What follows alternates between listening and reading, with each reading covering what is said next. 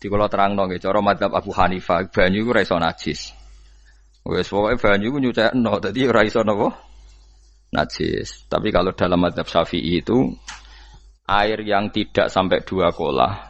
2 kolah niku ukuran 1/4 itu sekira-kira 1 meter persegi. Berarti kiri kanan atas bawah niku napa? 1 meter niku pun 2 napa? Kolah.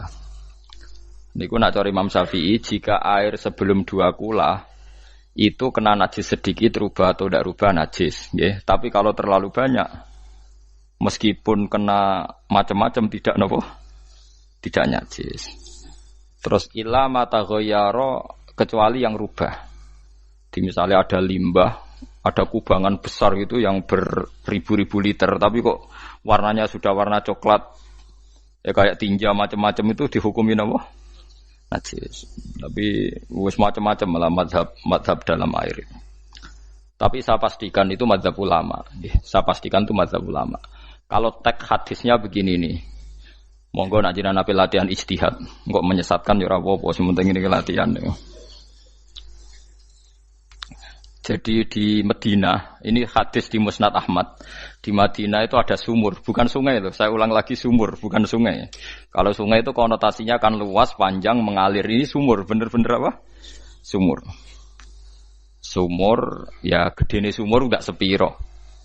Nabi itu wudu di situ, terus diingatkan ya Rasulullah, itu sumur dulu zaman sebelum engkau datang, sebelum ada Islam di sini, dipakai pembuangan jifah, batang anjing, dan nyuwun sewu kotoran orang haid.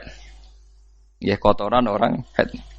Terus saat itu Nabi ngendikan al-ma' tahurun la yunajjisuhu syai'un. Kata Nabi yang namanya air itu menyucikan. Tidak pernah bisa kena najisnya. Al-ma' tahurun la yunajjisuhu syai'un. Terus Nabi wudu. Ya sudah begitu. Ya sudah begitu, sampe rasa jero-jerono. Alhamdulillah hadisnya ngono. Ya kan ya, paham kan ya? Mana nek sampean ditangkleti. Kulon sering ditanya sama orang-orang Jakarta, "Gus, saya ini punya air langganan PDAM. Itu dikelola dari sungai ini. Padahal sungai ini mulai tinja sampai sapi tank macam-macam ya ke situ semua, Gus. Terus gak baunya karena kaporit. Itu gimana itu, Gus? Suci ndak itu?" Terus saya tanya, "Lah kamu pakai ndak?" "Ya sudah pakai, tapi tetap tanya hukumnya." Itu kan seperti yang di Jakarta itu kan misalnya yang diolah itu kan sungai macam-macam tuh, Gus. Lah itu yang limbah keluarga ya kalau untuk nyuci piring enggak apa-apa. Sapi tank macam-macam kan ke situ juga. Ya kan ya, cara kok istihad ya. Karena kalau menurut Syafi'i 2 kolah pun tidak ada pengaruhnya kalau terlalu banyak apa? Bahan yang apa? Najis, yang limbah itu yang najis. Ya jelas najis ya. Kalau teletong sapi kan ijek ono intikal madhab, rausul makul tohir. Kotoran hewan suci itu suci, masih banyak madhab yang mengatakan bahwa kotoran barang suci itu suci, masih bisa intikal. Kalau kotoran manusia itu lebih kriminal, enggak ada madhabnya itu. Jadi kotorane wedhus iku ana ulama sing darani suci, tapi nek kotorane ruhin gak ono. Nah, itu kan repot. Makanya kata sebagian ahli hadis, sebaiknya hadis itu tidak usah diijtihadi, pokoknya Nabi ngendikan begitu gitu. Ya sudah orang terus ya sudah begitu. Paham gitu. Terus seperti di sini misalnya yang di sini Gajah Wong itu kan atasannya sana mulai kali Code kan wong macam-macam. Mulai wong buang kotor air besar, air kecil kan lewat semua. Macam-macam. Makanya masalah air itu pokoknya sifatnya air itu ma'an tahura, sifatnya air itu mensucikan. Mensucikan itu 2 dalam mazhab Syafi'i itu. Air dan tanah. Ya, air dan tanah. Terus sama Abu Hanifah ditambah 1. Ini kalau sampean coba tidak apa-apa, api. Makanya kalau ada boto, cara kene apa Mus? Boto ya. Boto bangunan apa? Boto. Itu kan kebanyakan kan kadang kan tipak buahan pletong itu kan dia. Terus dipakai boto. Dicampur-campur, diulet-ulet. Terus dadi napa? foto. Cara madzhab Syafi'i tetap najis, dipakai masjid tidak bisa karena sebagian bahannya dari apa? Najis. Cara madzhab Hanafi suci karena sudah dibakar. Karena api itu termasuk alat mensucikan. Alasannya Imam Abu Hanifah, orang yang fasik-fasik itu nanti disucikan pakai api neraka. Berarti api itu bagian dari alat mensucikan. Jadi misalnya Ruhin mau sholat dibakar, sholat suci itu.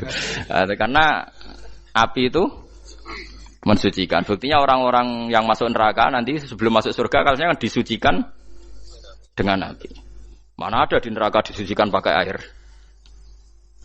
Artinya kalau ada batu bata itu yang dipakai dari najis ya kemudian dibakar itu berarti cara mazhab Hanafi suci. Alhamdulillah tuh. Jadi kita bikin masjid nyaman karena bahannya dianggap apa? Suci. Lewat apa? Lewat apa? Api tadi dia dibakar. Tapi yang ngeri ya. Nggih. Ben sampean ngerti mazhab gitu. Terus saya memang tak niati setiap saya ngaji entah 1 2 tak sisipkan hukum fikih karena fikih ini yang kita alami keseharian. Nggih, fikih ini yang kita alami napa? Keseharian. Makanya saya minta teks hadis tadi jangan rubah. Pokoknya ada sumur loh tidak sungai. Sumur itu kan airnya tenang, tidak ngalir. Nyatanya Rasulullah sudah dilapuri. Ini batang-batang anjing dan bekas orang-orang haid, kotoran haid itu dibuang di situ ya Rasulullah. Terus Nabi menjawab, alma la yunajjis alma utahurun la yunajjisuhu syai'un. Terus orang-orang Syafi'iyah mentahmilkan dalam bahasa ijtihad itu dianggap itu mungkin sumurnya terlalu besar dan airnya terlalu apa? Banyak sehingga kotoran-kotoran itu tidak merubah warna. Tapi kata yang lain-lain masa yang bener aja gitu, masa banyu diam dimasuki kotoran gitu tidak nopo rubah. Nah itu ya itulah ijtihad. Ijtihad itu ya. Ijtihad itu guyonannya kan gitu. Pendapat saya benar mungkin salah, pendapat Anda salah mungkin apa? Benar. Karena ya sama-sama mirip-mirip itu untuk menganalisis itu. Yang jelas Allah mensifati air itu ma'an tahura, bahwa air itu punya sifat dasar mensucikan. Wah nek cara kula niku asal tidak terlalu ketok najis ngoten kok kaya PDAM ngoten niku ngger gak ambu taek terus gak ambu apa nek suci ngoten mawon. Dan takoki tapi kan asal usulnya di sana najis gini. Asal usul barang kok repot. Kula sering dibantai tiang-tiang sing terlalu napa was-was. Tapi jelas saya tahu sendiri. Sapi teng itu ngalir ke sungai gini-gini saya tahu sendiri. Tak jawab, saya juga tahu sendiri dari langit itu langsung air turun. Jadi artinya kalau dia melihat sisi najis ke sapi teng, melihat sisi dari gunung Merapi, dari langit kan langsung turun. Jadi kalau eling najis ya, tak eling suci ini kata saya gitu. Dia ngilingi yang sisi najisnya dari apa? Limbah apa? Keluarga. Wa anzalna minas sama ima antahuro. Air itu mensucikan. Nah, terus kedua masalah fikih yang saya jelaskan di sini, tahur itu sifat mubalaghah dalam madhab selain Syafi'i. Saya ulang lagi ya. Kula warai lughat ke. Kalau orang biasa terima kasih disebut syakir, disebut apa? Syakir. Kalau terlalu banyak terima kasih disebut apa? Syakur. Kalau kadang memaafkan disebut ghafir, orang yang memaafkan. Kalau sering memaafkan disebut ghafur. Jadi dalam disiplin lughat kalau wazan fa'ul itu berarti menunjukkan terulang-ulang. Paham nggih Pak? Apa? Terulang-ulang. Sehingga mazhab selain Syafi'i mengatakan air satu ciduk kan ya. Dipakai wudu, setelah itu mustakmalnya dipakai lagi boleh. Mustakmalnya dipakai lagi boleh. Alasannya fa'ul itu mubalaghah gitu loh. Jadi sesuatu yang terulang. Paham nggih? Saya ulang lagi ya. Tahur itu kan wazannya fa'ulan. Tahuran berarti wazannya fa'ulan. Fa'ulan itu berarti ikut wazan mubalaghah. Kalau ghafir mengampuni, kalau ghafur sering mengampuni. Syakir terima kasih, kalau syakur sering terima kasih. Berarti kalau tahir suci, kalau tahur sering mensucikan. Nah, makanya selain Syafi'i mengatakan air asal suci mensucikan dipakai berkali-kali tetap suci mensucikan. Artinya ada mustakmal, ya, ada apa? Tapi kalau dalam mazhab kita kan sekali bekas wudu mustakmal, bekas junub mustakmal karena sudah pernah dipakai sesuci. Nah itu mazhab kita. Madzhab Syafi'i. Sampeyan anut di pokoke kula cerita. Kula cerita sama nak kedesek nggih nganggo sing gampang mawon. Dadi gampang kan. Ya masuk akal karena memang wazan faulan itu untuk tadi untuk litakrir tadi untuk mengulang kayak ghafir nyepuro ghafurun sering nyepuro. Paham ya? Makanya orang itu kalau zalim itu ya zalim, kalau zalum banget zalime. Makanya disebut Quran wa kanal insanu zaluman jahula. Zalim itu zalim biasa, zaluman banget zalime. Jahil itu goblok biasa, jahulan banget gobloke. Berarti kalau tohuron banget nyuciin berarti diulang-ulang. Makanya mazhab lain mengatakan air itu tidak ada mustakmal. Dan saya kadang ya intikal mazhab begitu. Nah intikal gimana? Coba kalau di hotel itu mustakmal. Hotel itu kan kotaannya cilik toh kan. Tahu nggak hotel mari ruhen. Kotaannya cilik. Terus kalau kita misalnya junub atau apa pakai ciduk itu kan tetap nyiprat temus. Nyiprat kena banyu di kotak yang cilik. Jadi kalau gak intikal mazhab pusing kan kita. Iya kan? Terus kemudian intikal lah ya suci guys. Takoki pangeran, kok mbok bolak-balik intikal mazhab Gusti. Jare sapa jare Gus Pak takoki ngono. Lah kowe muni kowe kok roh takoki malah pusing. Kayak Mbah Khalil Bangkalan itu. Kalau nalkin mayit itu masyhur Mbah Khalil Bangkalan. Dia nalkin mayit itu. Yo kan yo, aku sibuk urusanku akeh. Takoki malaikat ngenteni Mbah Khalil. Tinggal mire. Sing ngono tok. Nalkin meneh. Ya jiyo, soalnya nak takoki malaikat marabbuka manabiuka ngenteni ketuane. Maksudnya ngenteni dekne. Ya sudah ditinggalin. Ya orang ditakoki wong dekne orang kabudut. Pokoke diwarai kabeh. Nah, terakhir beliau rodok modern. Ngenteni ketua rombongan pokoke. Jadi nanti yang jawab itu ketua rombongan. Tapi aja tiru kan ngomong takoki malaikat ngentosi Gus Pak. Aku teko tutuki mawon Gusti. Sewen. Yakin mugorokin ngomong ngoten kula ngomong kan nangkir. Kamu tahu kan tugas standar Anda apa? Ya tugas standare mung kan nangkir nutuki iku. Biasa wae. Biasa nutuki tak kan apa? Nah itu mungkin bagian guyone wali ku jek mungkin kadang orang itu engkar ndak bisa yaitu tadi piye wae resmi teksnya Allah tu yaumana kullu unasim bi imamihim nanti manusia dipanggil itu per ketuanya bukan per individu kesuwen jadi ada teori itu yang mungkin benar ya, teori itu yang mungkin benar karena kita nanti di mahsyar juga dipanggil ketuanya dulu jadi ya ma'asyarus syafi'iyah terus Imam Syafi'i disuruh maju ya ma'asyarul malikiyah karena ketua ini nanti yang menciptakan mazhab. Karena ada pepatah an-nasu ala dini mulukihim. Manusia itu ngikuti tradisi ketuanya. Lagi coba orang Indonesia mbok bodoh, mbok ora, mbok pinter, mbok ora ngger Abu Bakar ya radhiyallahu anhu. Coba kalau tradisinya Syiah, mungkin Abu Bakar laknatullah alaih kan gitu. Ya kita tidak tahu begitu. Akhirnya kita ketiban apik karena menghormati apa? Sahabat. Artinya ketua itu penting, menciptakan suasana ketua itu penting. Coba kalau tanpa ketua, mungkin kita tidak punya tradisi. Makanya dipanggil itu ketuanya. Paham? Makanya sampean milih ketua itu yang benar. Setidaknya orang ikhlas. Misalnya rapati benar, penting itu ikhlas.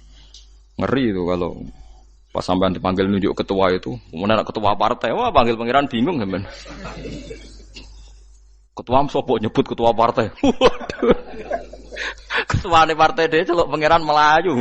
Wah, ngadepi pangeran meriang tetep. Paham gitu. Jadi nanti sampean itu ditanya itu lewat nopo?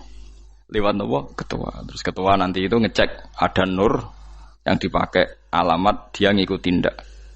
Nah, yang paling ngeri ya termasuk Rasulullah. Rasulullah itu nanti pakai standar itu.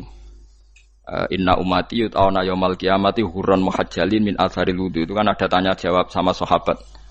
Kata Rasulullah, kamu tidak usah khawatir kalau saya meninggal. Meninggal saya itu baik.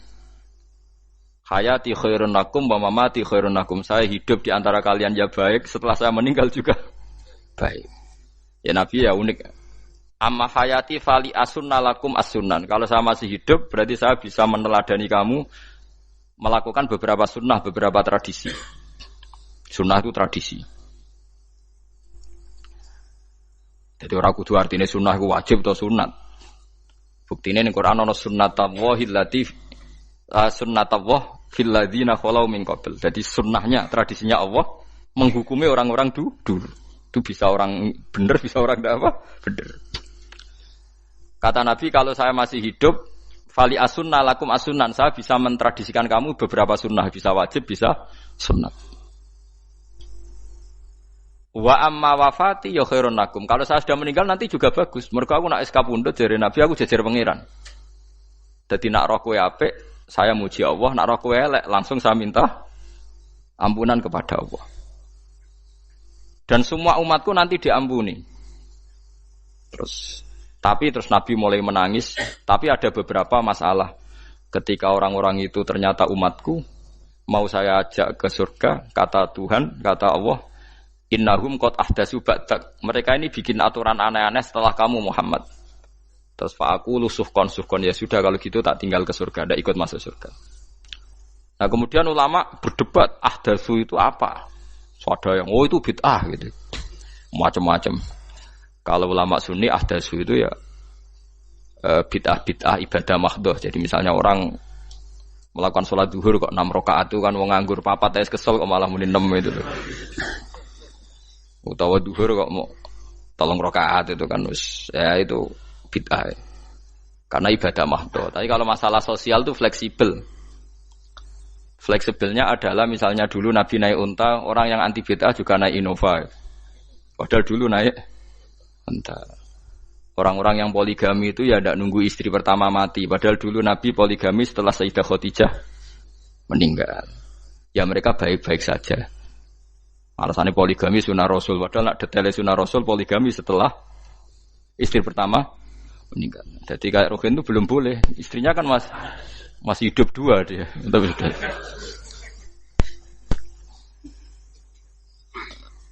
Nah, bahwa artinya kalau sampean memaksakan gitu, sampean kalau nggak percaya saya bacakan ayat. Wal khailah wal bihola wal hamira litarkabuha wazina. Kamu bisa naik kuda, naik onta, naik himar. Setelah kamu naik dan kamu tenang di atas punggungnya, litas tahu ala zuhuri, sumatazkuru ni'mata rabbikum.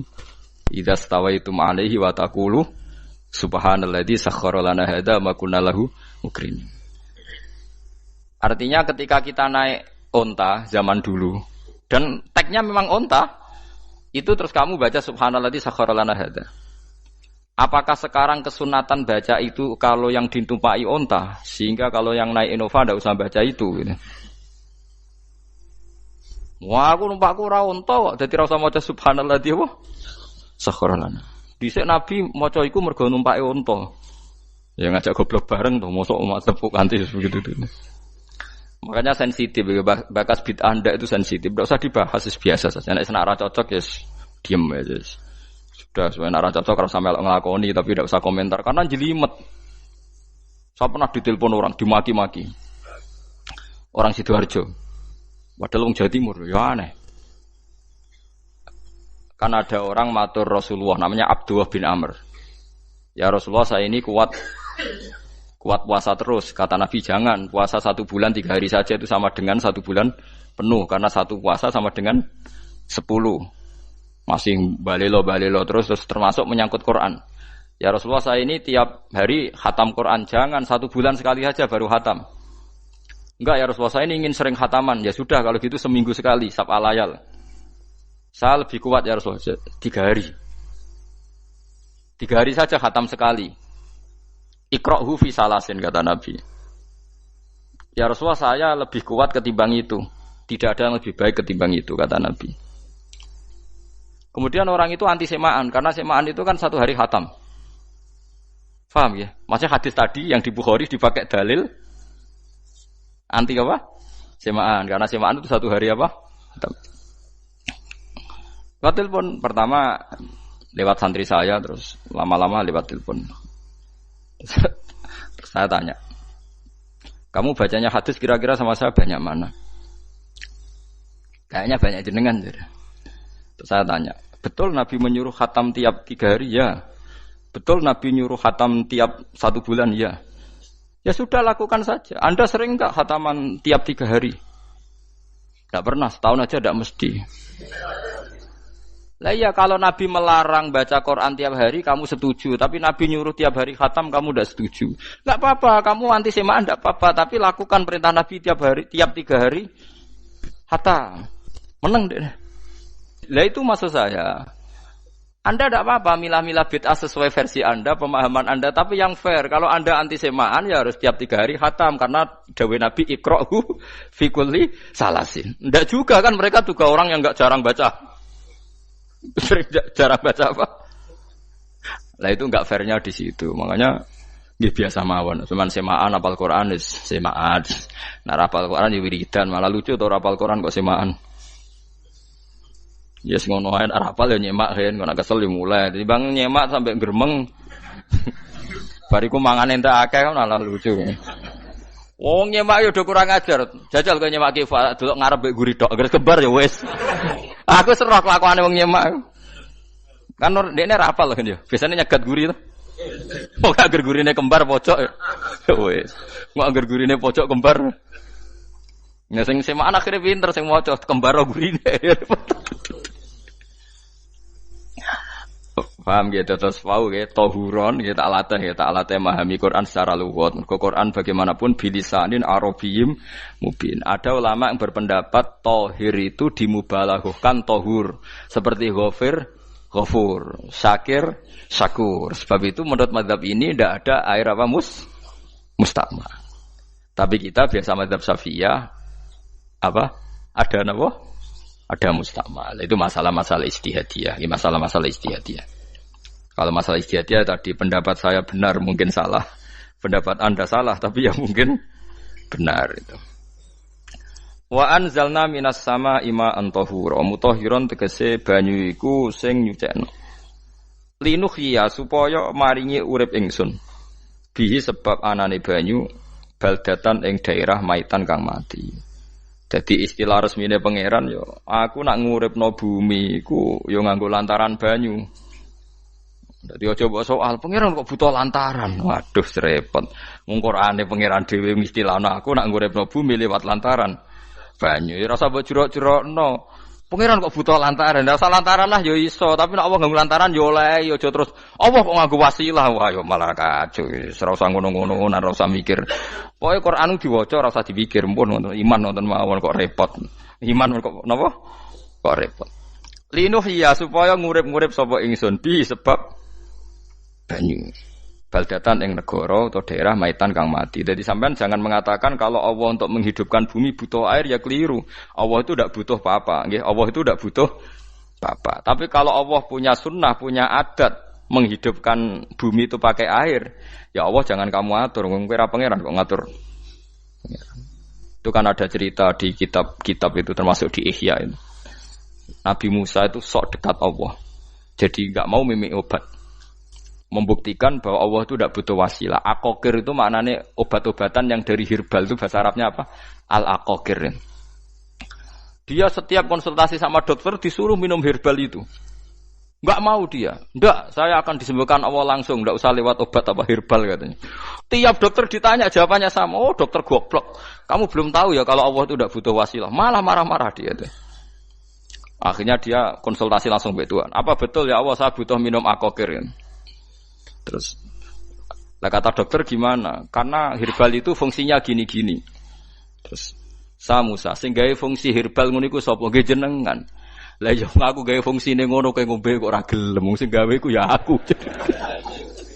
Jadi sing gawe bodrek ku nak kowe ngelu, bodrek mandi sing gawe ku ya pangeran, rumangsamu sapa?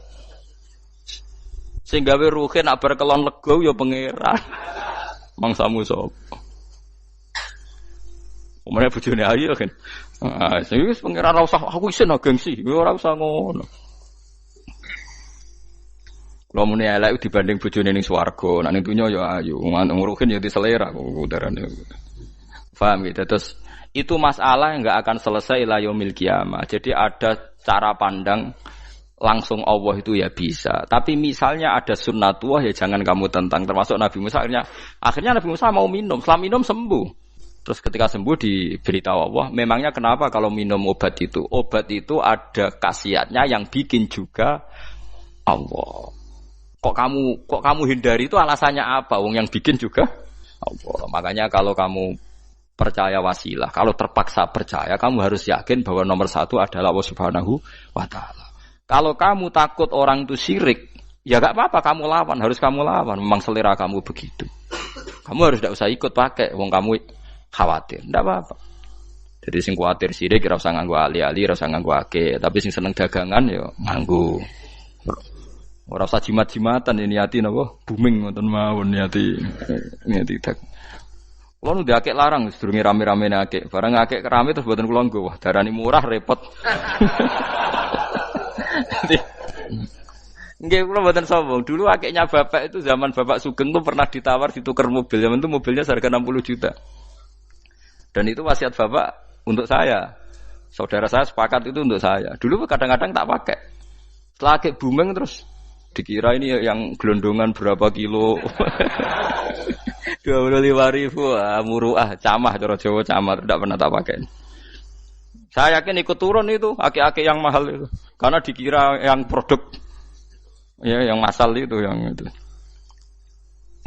Paham gitu terus sampean biar tahu duduk perkara ini. Jadi tohur ya tohuron itu sifat mubalaghah. Tapi kalau dalam mazhab Syafi'i tohur itu ismul alat. Jadi tidak maknanya mengulang-ulang sehingga Imam Syafi'i tidak membolehkan wudu pakai air apa? Mustamal. Lah menurut hadis kayaknya benar Imam Syafi'i secara lahir. Karena Nabi ngendikan sisa air wudu itu membawa dosa Anda. Kata Nabi, jika seseorang wudu maka kotorannya keluar dari ajfan, dari pelapuk mata, dari apa sampai keluar dari mimbaini adzofirih, sampai keluar dari bawah-bawah apa? Kuku. Sehingga kalau air ini sudah membawa kotoran dosa Anda, berarti air ini kan sudah menjadi air kotor. Andai kan Anda mukasyafah, maka air ini sudah penuh dengan kotoran. Enggak mungkin air yang sudah penuh kotoran dipakai wudu lagi. Itu cara berpikir Imam Syafi'i. Ya sampean ikut mana ya? Ya gampang kan kalau keadaan normal ya ikut Syafi'i, kalau air banyak, kalau tidak normal ya ikut mazhab yang lain. Kan gampang. Gitu aja kok repot tuh. Ya itu pentingnya orang ngaji ya di situ itu harus banyak pilihan. HP kartune loro masa mazhab musito. Nah, itu kan gitu. Ya pokoknya gitu. Kalau yang percaya wasilah ya pakai istilah pangeran linuhyabi baldatam maita, ada kata bihi. Allah menghidupkan bumi itu dengan pelantaraan air, padahal Allah tidak butuh perantaraan. Tapi yang anti ya enggak apa-apa. Memang yang percaya wasilah itu ya bahaya juga. Yes, pokoknya yes. Sudah pakai dua kartu apa susahnya tuh? Ya enggak apa-apa. Asal ada ilmunya, ya tidak karena emosi. Memang ada apa? Ada ilmunya. Linuhyabi baldatam maita wanus qiyahu lan nyirami ingsun yastawi podo baldatam maita bitakhfif lan takhfif maita maksudnya buatan maita tapi napa maita yastawi podo fi ing dalam dawa maita napa al mudzakkar muannas lan muannas zakkarahu mudzakkarna sapa Allah taala hu ing dawa maitan bi tibaril makani kelawan diitung tempat maksudnya maitan wanus qiyahu meniku masalah nahwu lan nyiramno ingsun hu ing banyu ilma ategese banyu mimma sing perkara kholakna kang wis gawe ingsun gawe siraman an aman ing pira-pira raja kaya kewan ibilan tegese unta wa bakaronan sapi wa namanan wedhus wa anasi lan pira-pira manusa kafiron kang akeh iki unike Quran kadang kewan mbek manusa iku dibakas dhisik kewane kok nek ndelok dosa mbek ora ya apik kewan tapi nek ndelok diakal mbek ora ya apik manusa tapi nek didelok manusa mbek kewan niku dosa ndi dosa manusa. Mulane nak salat istisqa iku kesunatane gawa kewan. Lho nggih tenan mboten guyon sampean delok kabeh kitab fikih nak salat istisqa kesunatane iku wong kon gawa apa? Kewan. Tapi aja kethek lho ya. Contone ngono iku ya kaya wedhus sapi, ngotos koyo kethek ula bulus wah, malaikate bingung wah.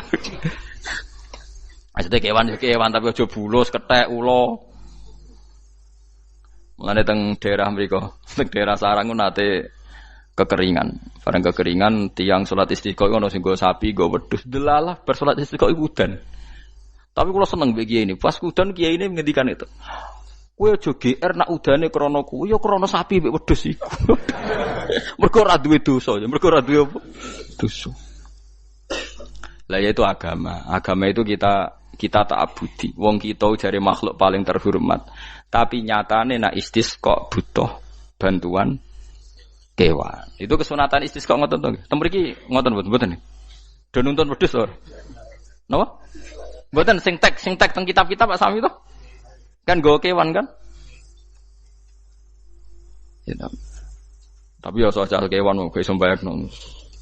Wah, lah nek wong pasar ngasem mbok gawa mulai ular kobra macam-macam malah repot. Ndak ini menunjukkan nggih karena manusia iku akeh dosane. Mulane jemben teng ora-ora mahsar iku manusa ora kepengin apa kewan ora kepengin dadi manusa tapi manusa kepengin dadi kewan. Makanya nanti ketika ngadepi hisab gak kuat wa yaqulul kafiru ya laitani kuntu napa turaba. Maksudnya kuntu turaba ya Allah saya jadikan kewan sing di akhir segalanya didhawuhi Allah kuni turaban. Kamu sekarang cukup jadi turab. Intine manusa sampeyan teng ora-ora masaru bayangno kaya kewan sing akhir hayate mau didadekno napa lemah. Nah, kadang-kadang manusa itu dalam siklus ini apik kewan malah didhisikno mimma khalaqna napa an-aman riyen ya. Kalau dilihat dari dosa ndaknya, kalau dilihat dari manusia makhluk terhormat macam-macam ya apik manusa.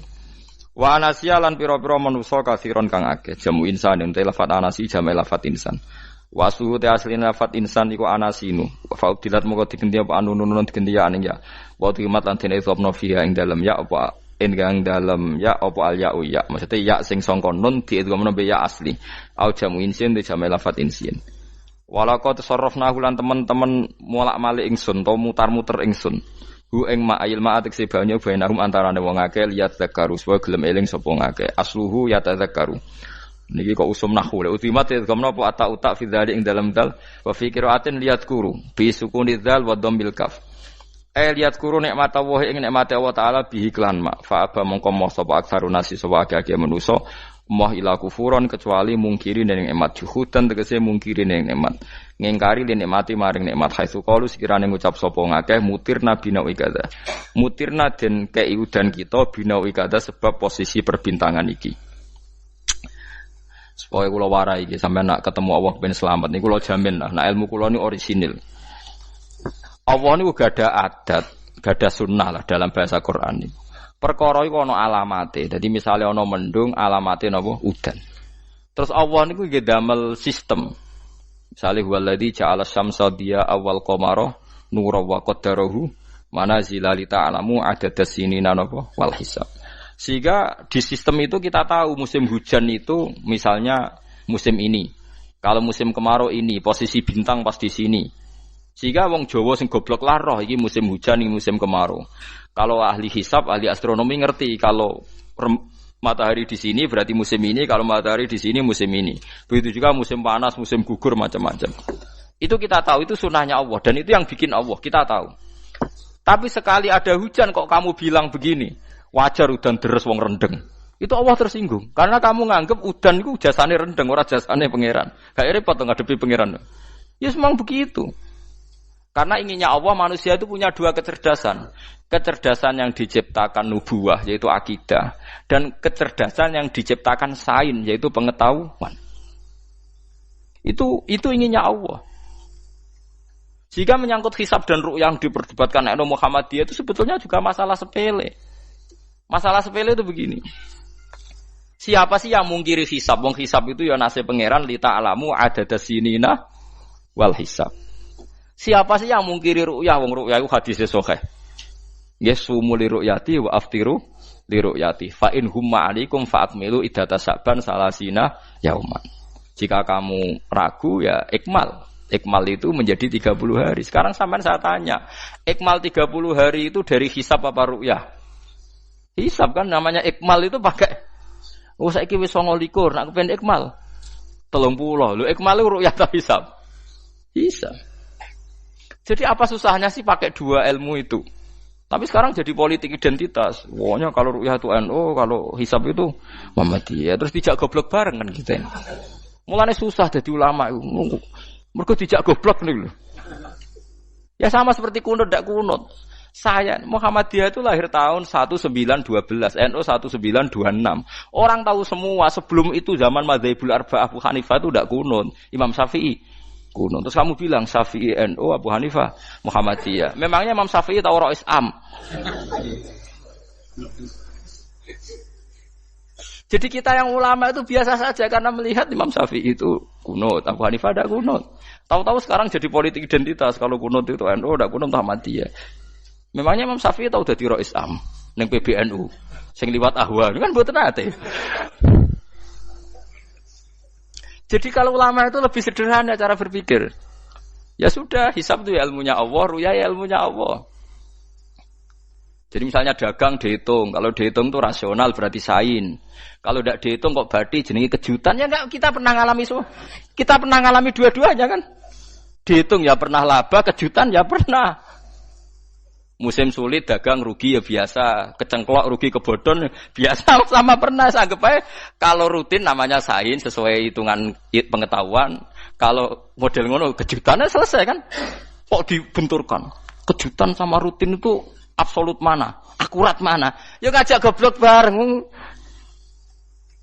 Paham ki biasa mawon wong sing seneng ilmu tuh ben biasa roh iku roh donya ben. Ya ben biasa. Nah sekarang itu usum, anti ilmu itu usum. Yang usum sekarang itu politik nopo identitas. Soalnya batik wong Yogyo, wah batik nasional berarti orang batik wong Indonesia, anak batik ra wong Indonesia. Jadi batik nopo pakaian nopo nasional. Ya wong golek hadis nganti ngelu kesunatan ibadah nggo klambi putih. Ora ana kesunatan ibadah nggo klambi nopo batik. Tapi nak kowe wong alim ben diarani klambi putih gak wajib, kudu kadang-kadang nganggo batik, nggo nunjukno nak nganggo putih iku. Saya itu seingat saya belum pernah ngaji gak pakai baju putih. Karena pikiranku sering ditanya, "Gus kowe wong alim ora tau joban." Nak joban koyo wong Arab. Nak batik kesane kok ora sunah Rasul seneng putih, setengah-tengah nganggo hem putih wis sunah Rasul tapi tetep Indonesia. Wis tak pikir nonton. Lah rugen ra mikir nganggo batik. Tapi itu tadi, saya masih husnudzon. Jika jadi tren nganggo klambi hem putih dianggap wajib, harus ada yang pakai batik untuk menunjukkan kalau ndak wajib. Lah mungkin dia termasuk begitu melok. Makome dekne iku wis nglurusno. Itu ndak tahu saya kalau. Oh itu berarti sudah tinggi, kelasnya sudah tinggi. Jadi menurut saya tengah-tengah ya pakai hem putih kalau sholat. Tengah-tengahnya adalah nak jubah terlalu Arab. Nak batik be Nabi ngendikan kesunatane ibadah itu pakai putih. Nganggo mori kok wong mati ya sudah hem, ya sudah tengah-tengah. Menurut saya, sama ndak harus ikut saya. Tapi jika itu dianggap wajib, kadang-kadang jangan pakai putih. Seperti Jabir bin Abdullah itu terang-terangan, sama tak ceritani. Dulu ketika Jabir bin Abdullah sahabat yang terkenal itu Jabir itu termasuk minas sabiqin al-awwalin itu. Jabir itu sholat di masjid itu bajunya dicopot. Terus sarongan itu dicancang di gulu. Kayak wong kuno-kuno. Sarongan sitok dicancang di gulu. Bawa baju diletakkan di soko masjid. Setelah itu orang tabiin melihat dia secara sinis. Tabiin itu generasi setelah sahabat. Marah-marah ketika dimaki, masa engkau sahabatnya Nabi sholat Bisau bin Wahid. Pakai baju satu dicancang bisa. Terus Jabir mulai cerita. Kamu jangan bilang pakai serban itu sunat. Kamu jangan bilang pakai jubah sunat. Bagaimanapun menjadi sunat karena kamu punya. Sehingga kamu bilang sunat karena kamu punya. Dulu kita zaman Rasulullah masih hidup. Kita semua itu tidak punya baju. Punyanya satu. Sehingga Nabi tidak berani mensunatkan pakai baju dua. Kesunatan serban. Karena kita hanya punya pakai baju satu. Kita harus mikir bagaimanapun di antara kesunatan itu karena kita mampu. Setelah tidak mampu tidak ada sunat. Terus Jabir mulai marah-marah termasuk yang diceritakan. Kalau kamu bungkus orang mati gimana? Ya tak bungkus utuh sampai sikil bedase ra ketok. Ya kan ya, nek ngene wong mati dibungkus sempurna tuh. Nanti kok pepes itu ya dibungkus terus bariku lagi dibuka raine ya. Ya Mus. Sing mudin-mudin rai ya. Terus Jabir cerita. Cara kowe wajib ta ora jare Jabir? Nggih wajib. Ya wajib mergo iso. Terus dia cerita, dulu Sayyid Hamzah, dulu bapak saya Abdullah, Jabir bin Abdullah. Itu saking enggak adanya baju. Itu nak ditutup sirahe mbek sarong, mboten kafan. Iku ketok sikile. Nak ditutup sikile ketok sirahe. Akhire do matur Kanjeng Nabi kon nutupi sirah waj'al ala rijlihi shay'an min idkhirin. Akhire sing sikile ditutup suket. Saking gak anane baju. Kowe saiki Islam wis jaya kecangkeman sithik-sithik muni sunat wis dimaki-maki mbek Jabir. Wis meneng jar. Terus terakhir ngendikan ngene. Aku nglakoni iki liyaronil ahmak misluk. Pancen tak jarak aku salat ngene iki bento-bento kowe ben roh. Nak dhisik jarak Islam ngene iki ya. Liyaroni al ahmak misluk. Ahmak ku bento sing level tinggi, medium men. Itu ulama betul ya begitu. Saiki wong Islam jog tuku kurma gampang. Sithik-sithik buka kurma sunah Rasul mergo nganggo kurma. Ya perkarane ke kelar tuku. Zaman kene Gunung Kidul melarat nganggo apa? Aneh-aneh iku. Makanya di fikih jelas, nek iso kurma, nek iso asal manis, nek iso asal gak nyolong titik wis. Kok cek repote hukum. Bagaimanapun kue kecangkeman muni sunan mergo mampu. Zaman kira mampu orang muni ngono padahal hukum itu dhisik-dhisik. Hukum itu baru apa sudah kemarin-kemarin? Wis meneng ae. Kula ge sering, ngger kula kan kiai, ngger poso sering sowan kathah. Kadang sing sowan luwih mlete timbang kula. Gus kurma Gus, nggo apa? Nggih sunah Gus. Ah sunah mbahmu pangan kowe. Oh kiai mbok warai ra sopan. Aku nak buka aku tegan amne. Aneh-aneh ya amne. Namun di sunah dhewe ae ora usah kecangkeman. Lagi buka kurma pirang tahun? Nepi kali tahun Gus. Umur piro? 40 Gus. 38 tahun gak anggo sunah lagi 2 tahun gegere gak karuan. Biasa saja. Dulu Nabi itu ya biasa. Nabi kalau zaman ngendikan yang ngeper sampai 4 kali. Kalau enggak mampu ini, kalau enggak mampu ini. Nabi kalau ngendikan ya gitu sampai diulang-ulang. Karena Nabi tahu tidak semua umatnya gampang mendapatkan itu. Misalnya kafarah puasa 2 bulan nuntut. Kalau tidak bisa ngasih makan orang miskin sekian. Kalau tidak bisa gini sampai habis. Kulu ma'rufin sedekah, kalau tidak bisa ya Rasulullah firsana satin, sampai ludus gak usah sikit tamrotin. Kalau gak bisa fabi kalimatin thayyibah, cangkem sing apik. Nek ra iso sementing aja merengut. Terakhir walau bitol qatin apa? Wajin. Itu lama mewarisi sekian kebaikan yang diajarkan Nabi, tidak terus dipatenkan satu ngel-ngel wong akeh. Kono apa ngekek kurma kok khutbah bareng sumpah. Wes pangan dhewe entekno. Ya ana sing sabar, wis kula tobat Gus mun mboten ngomong-ngomong ngono ya. Ya biasa saja kalau ingin sunah-sunah biasa saja. Dawe Nabi wal qasda tabluhu. Kamu itu yang biasa saja. Biasa itu ya standar saja. Ya biasa. Jadi Nabi dulu kalau melakukan sunnah itu biasa. Sunnatun sanaha Rasulullah sallallahu alaihi wasallam. Ini sunnah yang dilakukan Nabi. Tapi di luar yang azimah. Azimah itu yang wajib atau fardhu ain itu sahabat biasa. Karena bagaimanapun kita bisa begini karena mampu. Seperti Jabir tadi, orang bisa sholat pakai serban, pakai jubah karena mampu. Zaman Nabi awal Islam, sama lihat Bilal, ada nak belodor gitu tuh. Sama lihat film Umar atau film-film Bilal. Itu memang nyata dulu itu la yajidu ahaduna illa thawban wahidan. Tidak ada yang kecuali punya baju apa. Sama dulu film-film, mulai versi seneng kitab sampai versi film itu sama. Bilal nak adzan ya blodor, ora adzan di blodor gak sopan. Oh memang ya duwene klambi mok sitok iku. Adlok ceritane Sa'labah, bar salat salam langsung melayu. Berkali-kali yang bersalam melayu. Jebule apa genta kae. Ya salah bang bersolat ora witir mlayu kenapa? Saja takoki ya Rasulullah, takoki Nabi. Salah bah kata sahabat-sahabat kowe nak salat bar mulai langsung mlayu. Ya Rasulullah, kami kula namung setunggal, istri saya di rumah aja utuh. Yo saking ndak adanya baju. Oh, saiki nang sunatno kon. Ya begitu. Makanya ketika Sayyidina Umar idza ausa Allah fa ausiu. Nanti kalau sudah jembar ya jembar.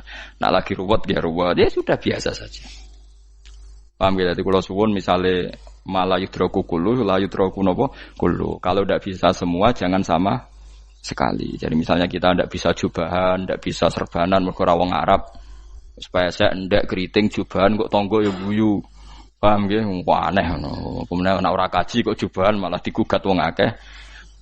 Ya sudah pakai hem putih saja. Sementing dua semangat sunnah putihnya misalnya. Ya tengah-tengah gitu. Tapi kalau kira-kira dianggap wajib ya kan ganti batik kayak Ruhin itu Itu makomnya sudah itu tadi. Sudah tinggi sekali. Ya Nabi itu kan, misalnya Nabi nyifati rambut yang baik itu yang lurus ngombak gitu. Sifatnya Dajjal itu keriting. Tapi yang keriting ya enggak apa-apa. Bukan berarti wah keriting mirip Dajjal ya enggak gitu. Ya itu kan Allah menunjukkan kekuasaan. Nanti kalau Allah bikin lurus semua dikira enggak mampu bikin yang keriting, ya sudah dibikinlah yang keriting. Ya sudah gitu biasa saja buatan berlebihan. Paham gitu. Jadi Nabi itu kalau ngendikan seingat saya ini hafal banyak hadis. Kalau ngendikan tuh sampai berkali-kali. Itu tadi mulai kalau sedekah pakai ini, kalau ndak mau minum sampai mulai firsana satin sambil wedhus ijek larang walau bisi kita mro separone kurma masih kadang ndak mampu fabi kalimatin thayyibah enggak mampu lagi ya soalnya tak sedekah walau bitol qoti wajin sedekahlah meskipun dengan ceria. Itu sirinya kenapa saya ngaji guyon karena paling ndak ceria itu happy. Coba kalau saya ngaji merengut meneng terus ketok nyesal terus sing ngaji kan mikir, Gus Bak kurang apa? Kita ngaji ku ana sing kurang. Oh, terus sing kedonyan nafsir wah paling kurang sangune. Wah jadi repot. Mulane kula ngeten wis tak pikir, mangsa ora tak pikir. Guyon kula mek sampean nangis mbon ndi ganjaran akeh ndi. Mergo guyon kula bi ilmen nangis sampean mikir utang. Jadi terakhir sedekah talqati wajhin, wajah yang ceria, yang happy. Kowe iki happy kan yo seneng, paling gak mikir nasibe kan. Kiai iku happy sebenes. Jajal misale kiai kok rogen sumpeng. Maca karo kukur, bariku angop. Bariku kukur meneh. Kan wong mikir. Wayahe tanggale bayar apa piye kredite. Waduh. Apa wayahe ditarik sepeda motor kan orang terus menafsirkan macam-macam. Sing elek sing wong alim mulai nafsiri paling tertipe ra iso. Wah, paling elek. Ya nek wong alim kan ana ukur-ukur mesti nek sing suudon kan paling macane bingung terkipe ngono. Ya macam-macam lah sesuai asumsi napa. Jadi kula suwun sama nek dadi kiai nek ra iso sedekah macamnya terakhir ceria. Mergo Nabi ngendikane terakhir tasaddaku walau bitol qoti wajhin. Bersedekahlah meskipun dengan keceriaan napa muka atau wajah. Namun kalau itu Nabi diulang-ulang. Jadi kalau ngendikan tuh diulang-ulang. Sekarang tuh orang mau mendorong sunnah Rasul itu satu. Ya berat bagi yang nggak bisa melakukan itu apa? Yang nggak bisa melakukan itu apa? Berat. Jadi dibacalah hadis itu dibaca utuh. Ya bukan kita apa ya mau sekolah kepingine kabeh umat Nabi itu happy. Mergo selama itu tidak maksiat berarti anut ajaran Kanjeng Nabi Muhammad sallallahu alaihi wasallam. Ma khuyira Rasulullah baina amrayni ilakhtara aisarohuma malam yakun isman. Rasulullah itu tidak pernah disuruh milih dua hal yang berbeda kecuali milih yang paling gampang. Asal itu tidak barang dosa. Itu hadis muttafaq alaih. Ma khuyira Rasulullah baina amrayni ilakhtara napa aisarohuma malam yakun napa isman. Jadi Nabi itu tidak disuruh milih dua hal, mesti milih yang paling gampang asal tidak nopo dosa. Makanya Nabi kalau ditanya ya Rasulullah sampean nanti tawaf pakai unta apa ndak? Kesel ndi? Nggih kesel melaku, ya naik unta saja. Makanya Nabi kalau tawaf dulu pakai apa? Unta. Terus saiki mulane Arab Saudi PG MRT berkoordinasi Nabi unta terus saiki nganggo napa? Kereta lingkar. Sekarang baru diperdebatkan. Cek kurang ajar itu sebenarnya tamu spesial, misalnya pejabat negara sebenarnya atau tawaf numpak kereta muter. Diarani rasah dhisik Nabi numpak unta, diarani sah cek kurang ajar ning dhuwur. Terus sampai angop-angop terus tawaf. Sampeyan muni sah ta ora ya, jujur. Muni rasah Nabi dhisik tawaf. Ngagem unta muni sah kok kurang ajar. Wah, misalnya numpak kereta asenan anggap sithik-sithik sebeng 7. Kurang ajar juga. Saat ini lebih diperdebatkan, tapi ya mbak, sing bakas ngono ben ngerti hukum sampean, ben ora anak kiai iku bingung, ulama yo mikir hukum. Iku ketok ceria kula, sampean ora bingung ora ceria. Fa aba mongko mo sapa aksarun nasi sapa akeh manusa mo ila kufuron kecuali ngafirin nikmate Allah juhudan tegese ingkar li nikmati maring nikmat haitsu qalu sekirane ngucap sapa kufar mutir nabi nawi kada mutir nadien kaeringi udan kita binawi kada sebab posisi bintang sing ngene iki walau syi'na la ba'atsna fi kulli qaryatin nadhira walau syi'na umpama ngersakno ingsun Allah la ba'atsna yektine nugasno ingsun utawa ngutus ingsun fi kulli qaryatin ing dalam saben-saben daerah desa nadhiron ing wong sing ngelingno Umpama wong ngersakno kabeh desa ya nabi, tapi kok kakean nabi malah repot kan. Yukhawifu kang ngekeki peringatan sapa nabi ahlah ing penduduk Qaryah. Walakin ba'asnaka tetapi ning ngutus ingsun ka ing sira Muhammad ila ahli qura maring kabeh penduduk kuliah sekabehane ahli qura nadhiran khalidati nadhir khalidati nabi liya'zuma supaya gedhe apa ajruka ganjaran sira. Tapi kabeh nabi niku nggih pokoke Allah mampu mawon tiap desa dikai nabi, tapi Allah ndak melakukan itu, cukup nabi sitok. Terus kabeh iki anut Nabi Muhammad sallallahu alaihi wasallam. Mulane ana guyonan wong Arab mek wong Jawa apik endi? Apik wong Jawa aja. Ke wong Arab iku cara obat iku dosis tinggi, mulane dikirimi Nabi. Wong Jawa cukup mudin, cukup kiai wis Islam. Dadi rapati salah lah. Penyakitnya ringan, jadi diobati kiai iku wis dadi iman. Nah wong Arab kudu napa? Nabi. Berarti penyakit berat mek ringan apik endi? Apik ringan, lan jare kiai Jawa kita ya apik wong Jawa Gus wong Arab. Mergo ora butuh napa? Nabi, berarti dosisnya kan kecil ya rendah. Sauni-unimu wis. Wong bingung, ngono kok omongane wong napa? Bingung. Lha opo nganalisis ngono barang. Ya wong nganggur iku repot terus. Fala tuti mongko aja nurut sira al kafirina ing pira-pira wong kafir fi hawahum ing dalam hawa nafsune kafirin. Dadi kaya aja anut wong kafir ning menyangkut hawa nafsu. Tapi nek menyangkut kebaikan wong kafir sing kita kadang kalah baik dalam hal sosial, ya malah Allah kadang melehno kita mergo kok kalah mbek wong kafir. Nggih misale ngeten iki makanya Imam Suyuti nafsiri fala tutil kafirin ai fi hawahum. Dalam hal yang bersifat hawa napa? Nafsu. Misalnya begini, saya contohkan Allah melehno wong mukmin. Ada sahabat ketika perang itu tangannya terputus, kakinya juga terputus. Terus matur Rasulullah, ya Rasulullah gara-gara perang derekno engkau, saya tangannya putus, kaki saya putus. Ternyata tidak diapresiasi sama Allah, malah disalahkan. Gini kok Allah terus nurono ayat iyam saskum korhun faqad masal qoma korhum misluh. Jika Anda luka karena perang, orang kafir pun luka. Wong kafir, wong gento wae wani luka demi kekafiran, kok kuwe wong Islam jare demi Allah ora wani luka. Jika masyhur di kalangan para ulama, nanti setiap kebaikan itu dibandingkan kezaliman. Ya saya ulang lagi, nanti setiap kebaikan itu dibandingkan kezaliman. Misalnya kita jadi kiai ora enak, ora gaji tetap, setepak-tepakan, kadang untuk duit, kadang ora. Enak jadi PNS gajinya tetap ya.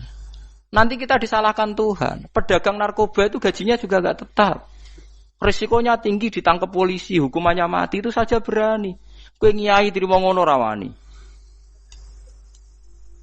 Kowe tahajud kanyeben, bengi-bengi tangi tahajud kanyeben. Tukang maling ayam bengi-bengi tangi nyolong. Risikonya tinggi ya anyep wani. Jadi nanti kowe di depan Tuhan dimaki-maki, kesalehan kita akan dibandingkan kezaliman. Lan ana wong saleh diutangi dhuwit ora oleh medhit, sampeyan dibandingno. Maling mbek maling utang-utangan, wong saleh ora utang-utangan. Ya memang begitu. Nah itu yang dimaksud ayat intakunu ta'lamuna fa innahum ya'lamuna kama ta'lamun wa tarjuna minallah ma la yarjun. Jika kamu merasa sakit karena berjuang demi agama, orang-orang zalim juga sakit karena kezalimannya. Toh mereka berani. Coba jadi kiai bandar narkoba resikonya tinggi mana coba? Resiko jadi bandar narkoba, antar geng narkoba juga musuhan, takut ditangkap polisi. Jadi kiai paling ngomong hasud sidik-sidik, paling wong ngrasani. Kiai sawene ngomong tok, ora iso nglakoni, paling gitu. Padha kiai ini paling hasud. Ya sidik-sidik lah, paling serek. Kalau bandar narkoba gak cocok, nembak. Karena rivalitas mereka ekstrim. Sehingga kalau sampean cemen jadi kiai nanti ya diingatkan Allah dibandingkan orang apa? Zalim. Jadi eling-eling ya. Terus semua kesalahan kita, loyalitas kita pada agama nanti dibandingkan orang zalim karena mereka loyal sama pekerjaannya, sama kezalimannya. Enggak terus preman-preman nak belani kanca wani mati. Kadang kiai santri belani kiai ini rapati wani mati. Wis repot preman-preman nak tobat wis repot. Kulo nu rada nyesal mek tobaté preman. Nak ana preman teng perapatan tobat. Niku terus ning masjid, men itikaf, terus mbek wong sopan. Niku ora pas sajane. Nah, tobat itu tetep ning perapatan. Sing dhisik ganggu wong disingkirno. Dadi ku tobat tenan sehingga dhisik perapatan sing gawat dadi gak gawat. Mergo sing preman gawat digenti preman sing lunak. Ora terus ning masjid ya sing iki tetep digenti generasine ngono. Mestine maksudnya mesti ora kok terus elek mboten mestine tobaté ngoten niku. Sayyidina Umar itu dulu itu menakut-nakuti orang Islam. Angger ana ndekne wong Islam wedi kabeh. Terus Abu Bakar ya wedi kabeh wedi. Suatu saat Rasulullah mlaku-mlaku ngerti Umar gulut ning ukat, menangan. Kata Rasulullah andekan yang Islam itu hebat Islam. Hanya Rasulullah berdoa wa ma'izal Islam fi Umar. Akhirnya Umar masuk Islam. Hari Kamis masuk Islamnya. Wis kira tau mikir to sak dinane niku lho sak dinane dongan Kamis masuk Islam Jumat. Ning omahe adike ning gone IP-ne. Mergo diwacana Quran surat Toha. Bareng Islam metuki Nabi, mohon walhasil bar Islam teng Zaid bin Arqam ning mbene Nabi terus langsung marani omahe Abu Jahal ora terus ning masjid menenge mboten langsung marani Abu Jahal. Angger ki ganggu Nabi tak pateni. Bariku marani Abu Jahal, aku saiki wis Islam iki ganggu Nabi tak pateni. Gentenan wong kafir sing ndelik. Paham nggih? Dadi enak lho maksudnya. Lah misale terus Umar dadi sopan santun terus ketemu wong dilo, ketemu Abu Lahab monggo derek akhir. Wah. Kacau. Artinya enggak ada perubahan kan kalau gitu. Lan Ruhin mantan preman mboten kok tobaté ning kene ora roh. Mboten harus kiai dene. Mestine ngoten. Makanya Wahsy itu yang bunuh Sayyid siapa? Hamzah. Karena dia disuruh Hindun itu istrinya Abi Sufyan itu. Itu setelah membunuh Sayyid Hamzah dan dia Islam.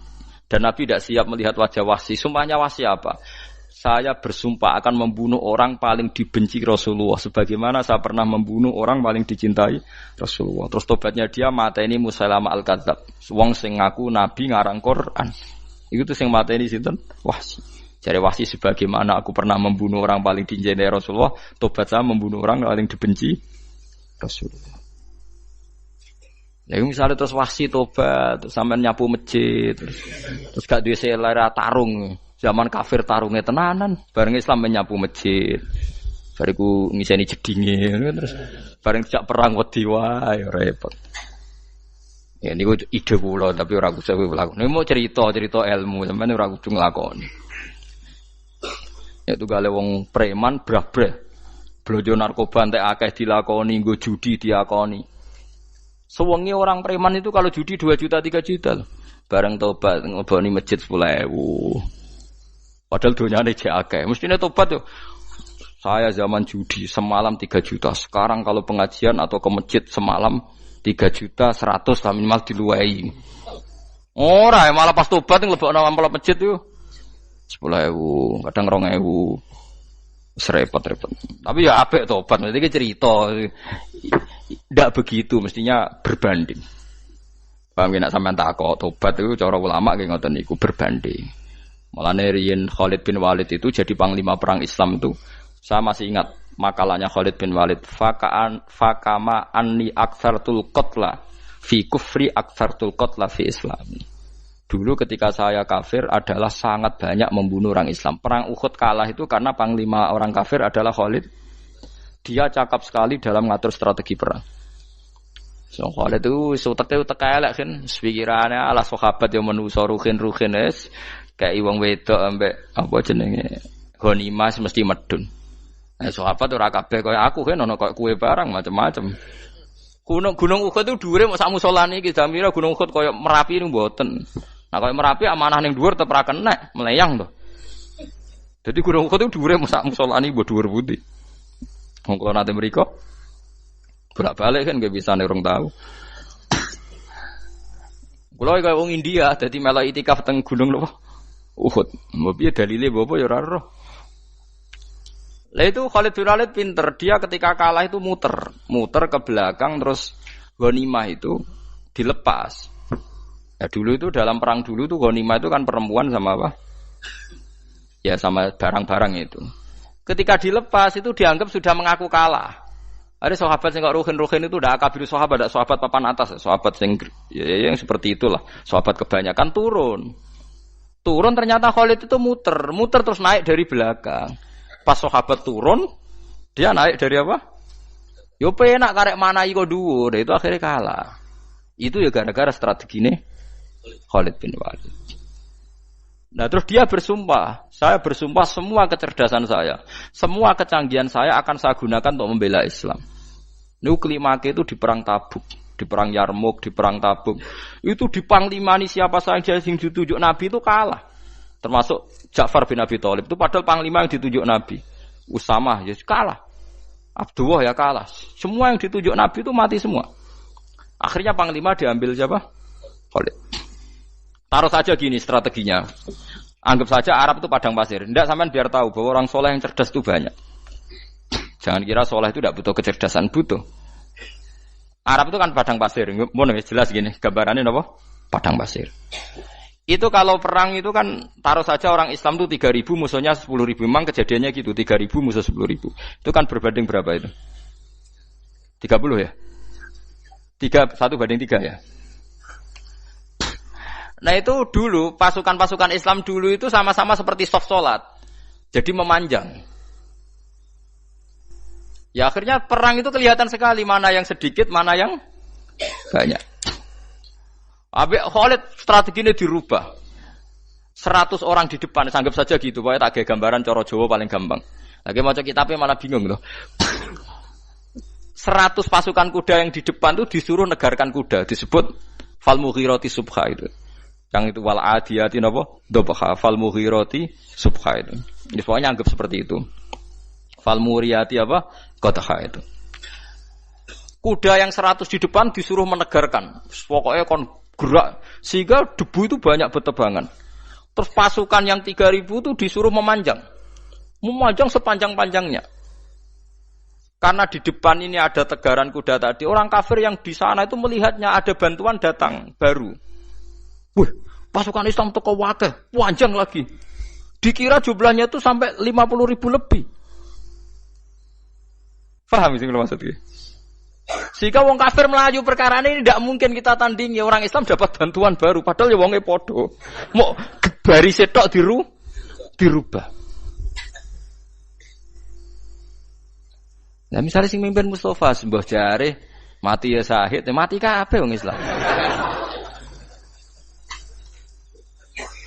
Nah itu artinya dia masih ingat betul saya dulu pernah menggunakan kecerdasan yang sama untuk mengalahkan umat Islam. Saya bersumpah kecerdasan yang sama akan saya gunakan untuk memenangkan Islam. Lalu coba bayangno to nek padang pasir 3.000 orang yang 100 di depan negarno kuda supaya pandangan tidak begitu jelas.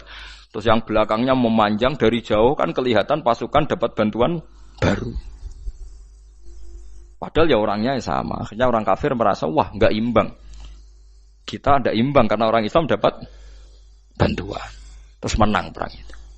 Lah itu tobat bener gitu loh. Orang kok pas kafir cerdas, buareng Islam tobat nyapu masjid. Sebariku ngaji ngantuk. Padahal zaman kafir cerdas, memperdayakan ekonomi nganti sugih belgeder.